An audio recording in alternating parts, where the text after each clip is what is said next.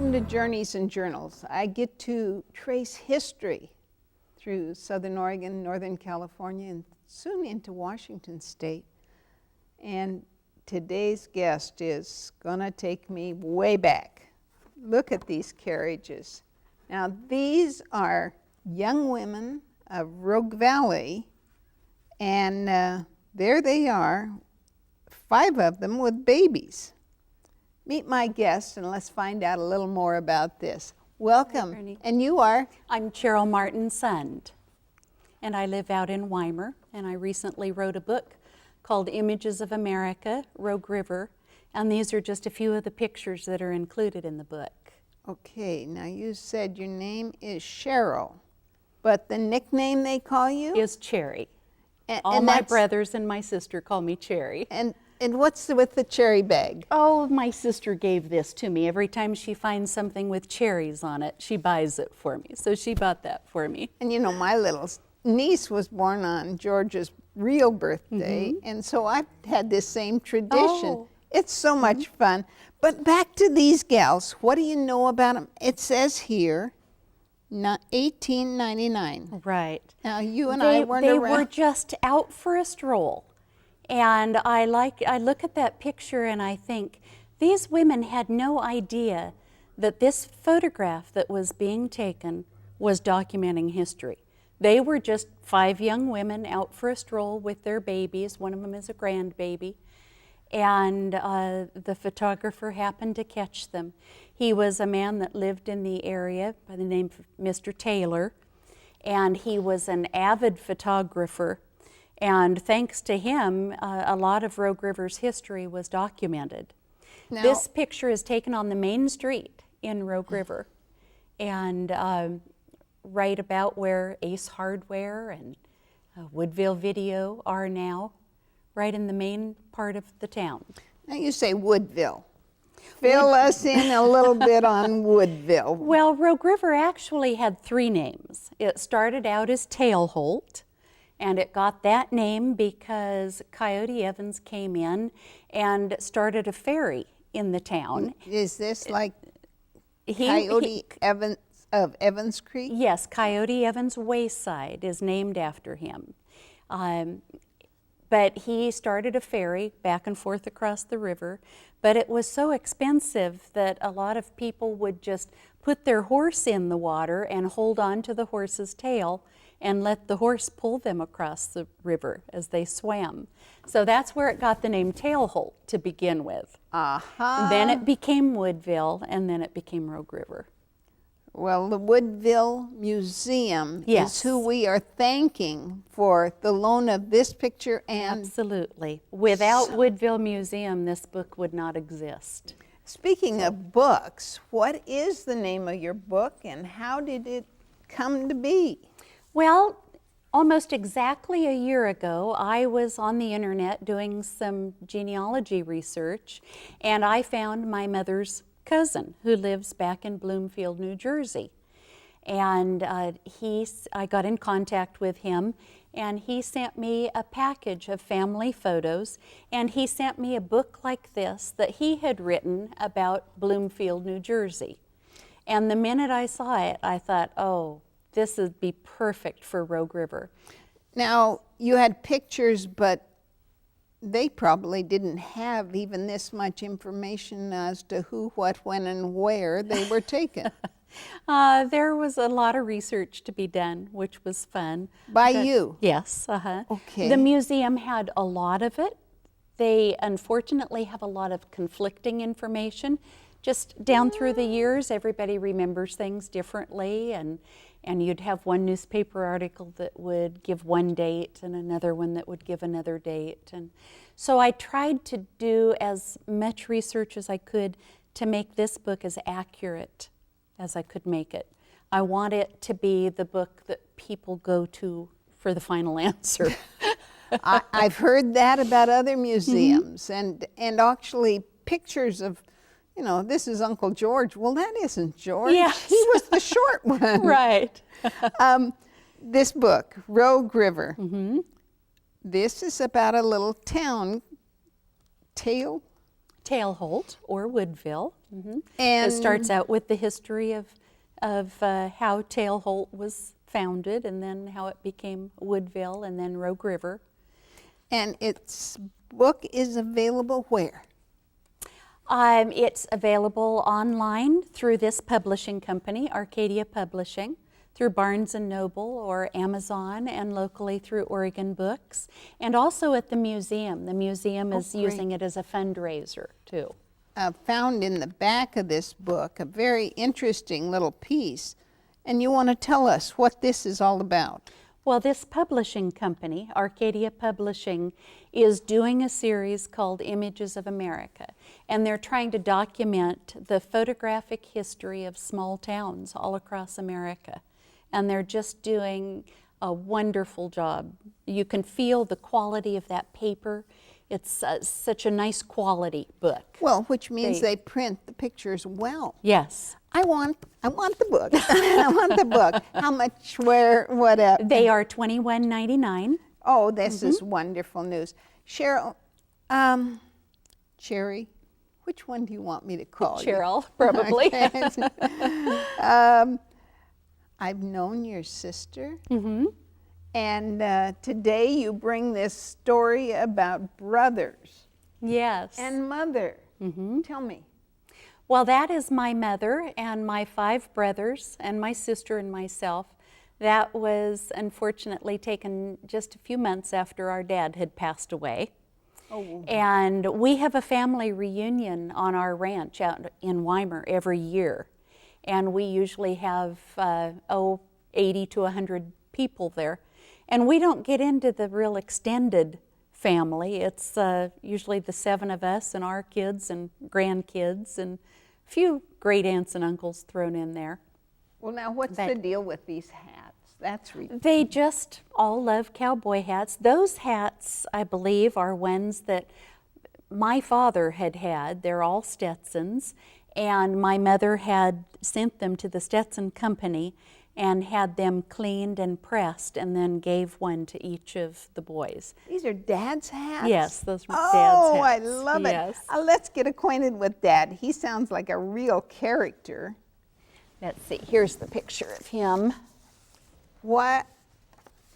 No, he doesn't have a Stetson on there. No, but and there, he was on a hike in that particular picture. Now, what's his name? And his name was James Martin, James Hallam Martin, and he and my mom lived here, or moved here in 1937. why did they come to Southern Oregon? Well, they lived down in California, in San Bernardino area, and Dad always wanted a ranch. He wanted to farm. He wanted to not be in town. And he also was a rodeo rider. And so he helped a man move up here. He moved some horses up here for him. And when he saw the Rogue Valley, he fell in love with it and went home and told my mom about it. And then he brought up another load of horses, and he found this ranch that they moved to in 1937. And they both lived there all the rest of their lives in that same house. And here's a picture of the little house. Now, this house seems to be having an add-on here. It looks like a lean-to. It does. My dad added that on because they had 5 little boys, and so Dad added one long room along the edge of the house. These same 5 little boys, they do look very... That's the same guys, right? Yes. With That's all their 5 of them. Stetsons, with their... well, you want to quickly name them all? Well, from left to right, we always line up in age order. So from left to right is Jim, and then Fred, and Carl, and Don, and Lawrence. And then my sister Sharon and myself. This is incredible, and all those fit into this All little... those boys fit into that room. It was lined with bunk beds. Okay. Now, we're talking where? Where's the family farm? It's out in Weimar, off of East Evans Creek Road. I know. About 7.5 miles north of Rogue River. I know there's a covered bridge in Weimar because I was on the old one before it fell down, and now I've been on the new one. Do you think that this pickup truck went across that bridge? Oh, I'm sure it probably did because the store was on the other side of the bridge. When you say the store? The little Weimar market was on the other side of that bridge. So I'm sure that pickup went through that bridge numerous times. And unfortunately, that bridge fell down. It did. My husband and I were married in the old covered bridge. Oh, do you have a wedding picture? I don't have one with me, no. Unfortunately, our house burned down a few years ago, and so I lost most of those. But, and then my daughter and her husband were married in the new covered bridge last summer. Oh, how romantic. So, yeah. And I understand that underneath there, the animals would go in under the cover of covered bridges in the old days just to keep warm in the winter. So you had to be real careful when you crossed the bridge. Right. What's this about? Oh, whoops, it's got water in it. That's my little bit of my mother with me today. I gave that cup to my mother about 25 years ago. She always loved violets. And so when she passed away a few years ago, I brought it back home with me. So I brought it today to have a little bit of my mom with me. We're talking about this gal. Yes, This is when they first moved to Oregon in 1937. She would have been 21 and Dad was 23. And they already had 3 little boys at that time. What age was she married? She was 16 when she got married. Oh, no. No. I'm trying to make out what this is in the background. It looks like a bridge, or maybe it's part of a mill. No, it's part of the hay barn. Oh. There was a hay barn here. And I'm not exactly sure what that is, but it had something to do with the hay barn or putting the hay up in the barn, probably. If my buddy Bill Young was around, I'd ask him. He could tell me the whole story. Oh, how I miss that guy. He was so resourceful. Where have you taken this picture? Well, this is the driveway, one of the driveways on our ranch out in Weimar. And this would be going from my mom's house up to the hay barn. And then if you turn and go up this road, we have a family cemetery up in there on the ranch. That's legal in the state of Oregon. In Oregon it is. And who all's buried in the family line? Well, my father and mother, thank goodness, had the foresight to set aside this piece of property as a family cemetery years ago. And so it was fitting that my dad was the first one to be buried there. And so my dad and my mom are both buried there, a sister-in-law and my son. And it's just really nice having them there on the ranch, knowing that this is a deeded piece of property. That means that if ever the ranch is out of the family hands, whoever owns it still has to maintain that as a family cemetery and allow the family access to it. I don't foresee that the ranch is ever going to be out of family hands. But you have kids that love it too? We do. Oh, wonderful. I actually have 2 brothers who live on the ranch. My daughter lives on the ranch. We have part of the ranch, and then I have a nephew also. So we have a little family compound out there. Why don't you tell me, how many acres? You know, I'm not exactly sure what it's down to now. It's about 350, I believe. I was just going to say it's a big spread. It was larger at one point, but as the kids were growing up, if one of us needed money for college or something, they would sell off a piece of it. Well, I've been to the Weimar School and done a TV show about them. Any of you go there? Oh, all of us did. All 7 of us went through there. My dad was on the school board for the school for 39 years. And he also drove bus for the school district. And my mom was a cook up at Evans Valley School for years. Now, your history. So, You're really telling me history. That school is incredible. Isn't it wonderful? And it was formed from several other little tiny There were schools. 5 other little tiny schools out there in the area. And they got together and built Evans Valley School, and those 5 schools combined into that one. It's like a history lesson right there. And just stop by the office. Where do we go next? You've got so many fantastic things, but here in the book I put, look at this picture, folks. First of all, you look at the timber up above, but what is the story here? Well, this is the first bridge in Rogue River.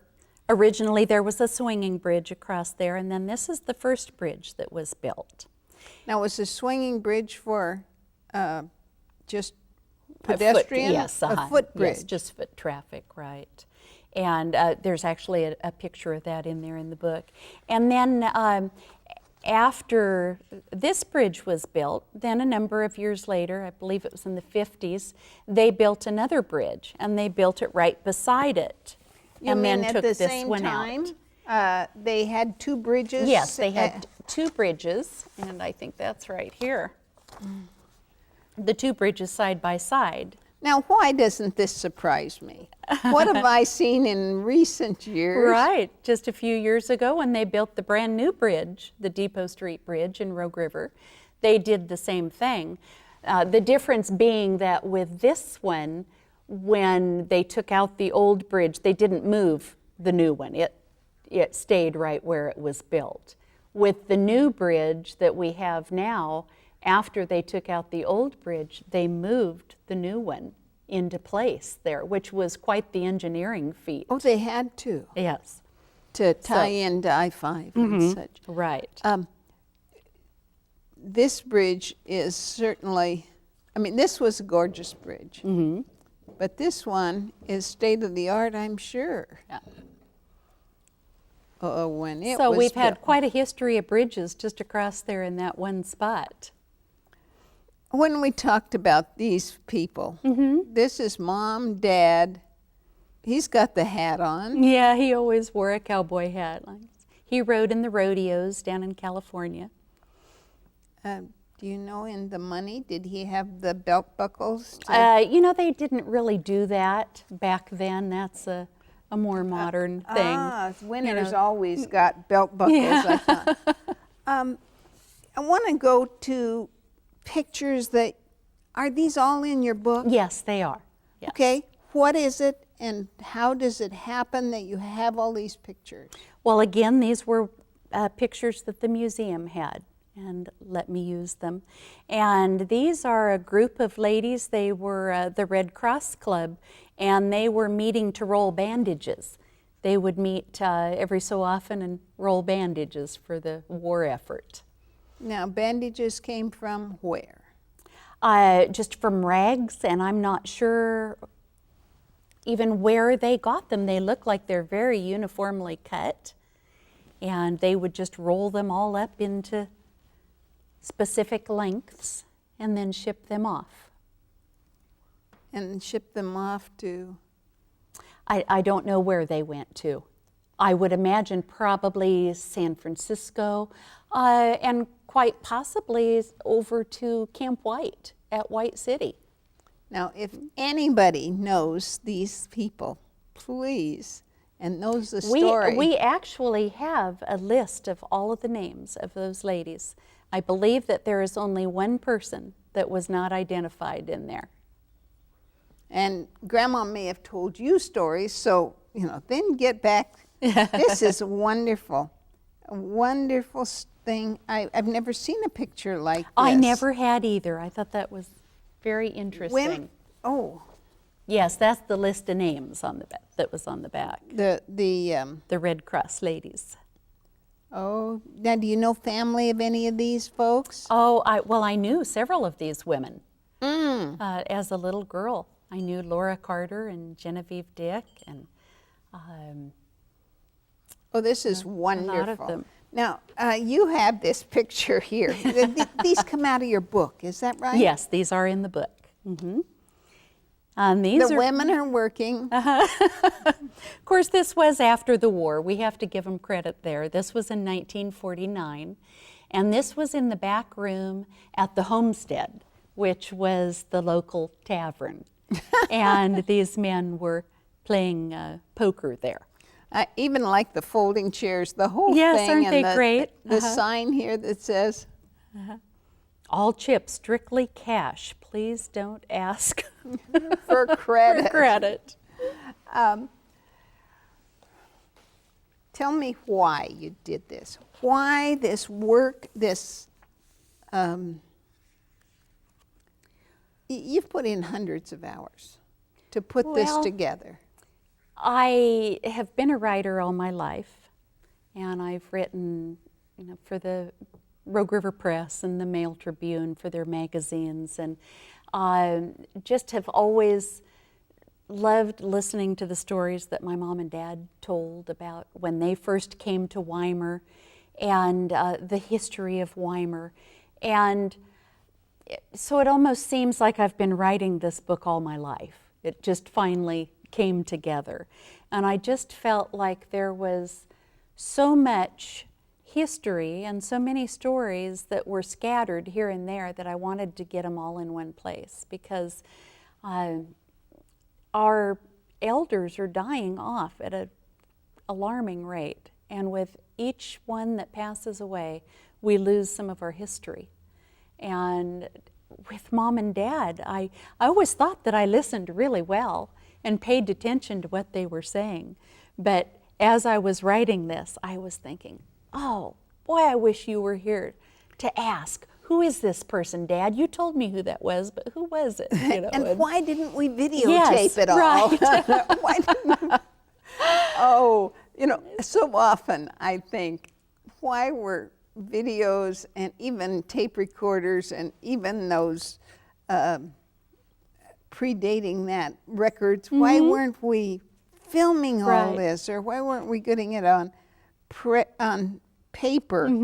I'm going to point out these. Oh. These are. This is my mother and my 5 brothers.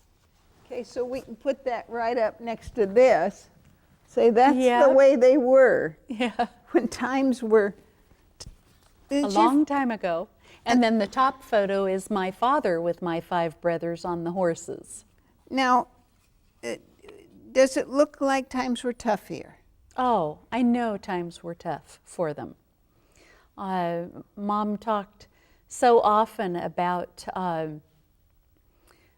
like one summer when they lived on avocados and squirrels. She would shoot squirrels for dinner, and my dad was working on a sidewalk and there were avocado trees, and so he would stuff his pockets with avocados to bring home. And she said it seemed like that one summer that was what they lived on, was squirrels and avocados. Now, this was California. This was in California, yes. And maybe so she said when they moved up here, they felt that they were just wealthy beyond belief, because they had fruit trees on the place, and they had the river that Dad could go fishing in and get fish. They had deer, and so they felt like they were living the good life up here. when your dad fished, he caught quite a few. Yes, there's a picture on the very back page of the book that shows him standing in his boat down on the Rogue River with a number of fish. Yeah, I tried to count them. Yes, And, one page back, I think it was. And I couldn't quite get to, Yes. What about limits? I don't think they had limits back then, really. Well, if you listen to some of these old timers, some of them say I couldn't count. Yeah. Or stories about, this was food for the family. Sure. I've asked, you mean out of season you hunted? Hey, that was food. Yeah. Food for the family. Cheryl, there's just so much here that I could just talk forever about your pictures. You have put together a marvelous, look at those guys. That was the city orchestra. And in the center of town, there used to be a wonderful gazebo there. It's where the big Christmas tree is right now in the center of Rogue River. And the city orchestra would meet there in the evenings and play. And they would also go down to the train depot and greet the passengers when they came off the train and play music for them. Panhandle? No, just play as a music gift. for them. Yeah. The train went right through town. It did, right?